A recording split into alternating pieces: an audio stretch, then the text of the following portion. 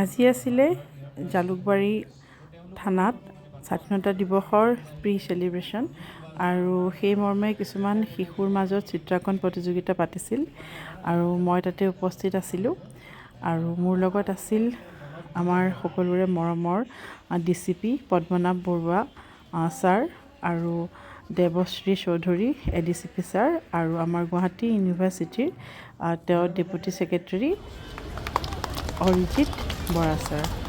ইয়াৰ লগতে আমাৰ অতিথি গুণাবাৰ বিষয়ে মই দুই এষাৰ কম যদি সময় আছে।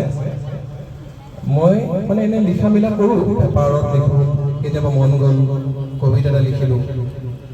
ৰুণাবাক লগ পোৱাৰ পাছত সদায় কয় বা বুলি মাতিছোঁ, সদায় কয় ওলোৱা। মই হ'ব হ'ব ওলাম ওলাই আছিলে আৰু লগ পাওঁ ফোন কৰি কয় আৰু এখন কবিতা কথা বোলো হ'ব হ'ব আৰু 10 দিনত ওলাই আছে। ৰুণাবাৰ ভয়তে মই কিতাপখন ওলালোঁ আৰু কিতাপখন ওলাতে সহায়ো কৰিলে তেখেতে, মই নাজানিছিলোঁ। মই ভাবোঁ কি মই যদি ৰুণাবাক আগতে লগ পালোঁ হয় মোৰ পঢ়া শুনা অলপ ভাল হয় নেকি বেছি আৰু। নমস্কাৰ, মঞ্চত উপবিষ্ট সকলোকে মই প্ৰণিপাত জনাইছোঁ আৰু যিসকল অভিভাৱক আছে, আমাৰ সাংবাদিক বন্ধু আছে, স্বাধীনতা দিৱসৰ ওলগ জনাইছোঁ আৰু ধন্যবাদ প্ৰীতম, তোমাৰ জীৱনত ইমানখিনি মই এগৰাকী মৰমৰ বা হিচাপে ইম্পৰ্টেঞ্চ হিচাপে সেইটো কাৰণে বহুত বহুত ধন্যবাদ। আৰু মই এইটোৱেই সদায় কওঁ যে মানুহ সদায় পজিটিভ হ'ব লাগে, সদায় পজিটিভিটি থাকিব লাগে সকলো ক্ষেত্ৰত। যদি আগতে আমি চব বস্তু নিগেটিভ ভাবি লওঁ তেতিয়া আমি কেতিয়াও কোনো কামত কৃতকাৰ্যতা লাভ কৰিব নোৱাৰোঁ। আৰু মই প্ৰীতম নিজৰ ভাইটি বুলিয়ে নহয়, মই যেতিয়াই কোনোবা মানুহক লগ পাওঁ, যেতিয়াই যদি মোৰ কোনোবা এষাৰ কথাই কাৰোবাক যদি অনুপ্ৰাণিত কৰিছে, যদি মোৰ কোনোবা এষাৰ কথাই যদি কাৰোবাৰ মুখত অকণমান হাঁহি বিৰিঙাইছে, যদি মোৰ কিবা এটা কৰ্মই যদি কোনোবা এগৰাকী ঘৰত যদি কোনোবা এজন মানুহৰ ঘৰত যদি অকণমান অন্নৰ যোগাৰ কৰিবলৈ তেওঁ সুবিধা পাইছে, গতিকে সেইখিনি কৰিবলৈ মই সদায় ৰাজি, মই কোনোদিনা কুণ্ঠাবোধ কৰা নাই।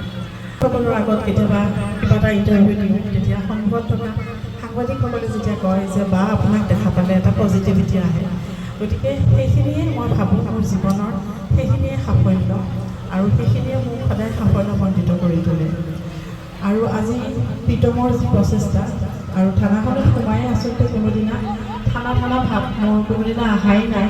চাৰিওফালে ইমান গছ গছনি, ইমান পজিটিভিটি আৰু মই দাদাক অকণমান আগত কৈছোঁৱেই যে প্ৰীতমৰ কামবোৰ খুব নিখুঁত আৰু ইমান ছাৰ আছে, ছাৰে অনুমতি নিদিলেও হয়তো সম্ভৱ নহ'লহেঁতেন। সেইখিনি আমাৰ জনগণ আৰু পুলিচৰ মাজত যি এক যোগসূত্ৰ, সেই যোগসূত্ৰ টনকিয়াল কৰোঁ বুলি ভাবোঁ।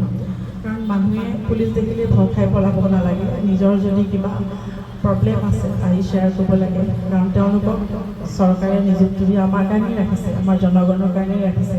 আমাৰ সুখ সুবিধাখিনি তেওঁলোকে কেনেকৈ ঠিক কৰি দিব পাৰে বা আমাৰ অন্যায়ৰ বিৰুদ্ধে কেনেকৈ ন্যায় তেওঁলোকে আমাক বিচাৰ কৰি দিব পাৰে, সেইখিনিয়ে তেওঁলোকৰ আমাৰ কাৰণে কাম বুলি আমি ভাবোঁ। আৰু সেইখিনি আমাৰ প্ৰত্যেকজন নাগৰিকে তেওঁলোকক নিজৰ মানুহ বুলি, নিজৰ সহায় কৰাৰ এক যোগসূত্ৰ বুলি আগবাঢ়ি অহাটো উচিত। মানে আজিৰ শিশু কিন্তু মানে প্ৰত্যেকগৰাকী শিশুৱে অটিষ্টিক হ'বলৈ কিন্তু বেছি পৰ নাই, আৰু যিটো আমি মোবাইলৰ মেনিয়া হৈ পেলাই অটিষ্টিক হয়, সেইখিনি শিশুৰ কাৰণে কিন্তু সঁচাকৈয়ে বহুত দুখ লগা, কাৰণ সেইখিনি কিছু পৰিমাণে হ'লেও আমাৰ অভিভাৱকসকলো জৰুৰীয়া। আৰু যি কি নহওক, আপোনালোকক যথেষ্টখিনি কথা ক'লোঁ আৰু আমাৰ কাইলৈ স্বাধীনতা দিৱস। কণ কণ শিশুখিনিৰ লগত কিছু সুন্দৰ সময় পাৰ কৰি জালুকবাৰী থানাৰ পৰা বিদায় ল'বলৈ ওলালোঁ, কিন্তু তাৰ মাজতে সকলো অভিভাৱক আৰু ল'ৰা ছোৱালীক কিছু খাদ্যৰ যোগাৰ ধৰিছিল। তেনেকুৱা ধৰণৰ প্ৰচেষ্টাই থানা আৰু জনগণৰ মাজত এক যোগসূত্ৰ স্থাপন কৰে আৰু তাৰ মৰ্মেই আৰম্ভ কৰিছিলে এনেকুৱা এক প্ৰচেষ্টা, আৰু এই প্ৰচেষ্টা অব্যাহত থাকক। সকলো থানাতে বা সকলো জেগাতে তেনেকুৱা ধৰণৰ এক কাৰ্যসূচী পালন কৰক।